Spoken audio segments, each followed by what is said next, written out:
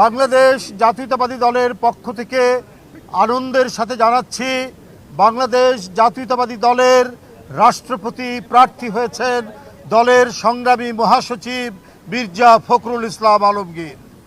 বন্ধুরা, আবার কিছুক্ষণ আগে দলের সম্মানিত চেয়ারম্যান এবং গণপ্রজাতন্ত্রী বাংলাদেশ সরকারের প্রধানমন্ত্রীর সাথে বৈঠকে এই সিদ্ধান্ত গৃহীত হয়েছে, বাংলাদেশ জাতীয়তাবাদী দলের প্রার্থী হয়েছেন মির্জা ফখরুল ইসলাম আলমগীর এবং তিনি প্রার্থী হওয়ার সাথে সাথে বাংলাদেশ জাতীয়তাবাদী দলের মহাসচিব এবং জাতীয় স্থায়ী কমিটির সদস্য পদ থেকে পদত্যাগ করেছেন। এই বিষয়টি আপনাদের সামনে আমরা সারা জাতিকে অবহিত করলাম। আপনাদের সকলকে ধন্যবাদ।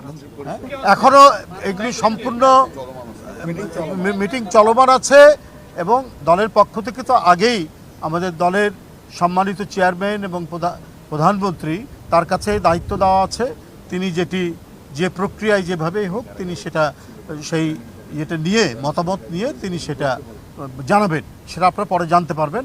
এখন শুধু দলের রাষ্ট্রপতি প্রার্থী মির্জা ফখরুল ইসলাম আলমগীরের নাম আমরা ঘোষণা করলাম এবং ইতিমধ্যে তিনি মহাসচিব এবং জাতীয় স্থায়ী কমিটির সদস্য থেকে পদত্যাগ করেছেন।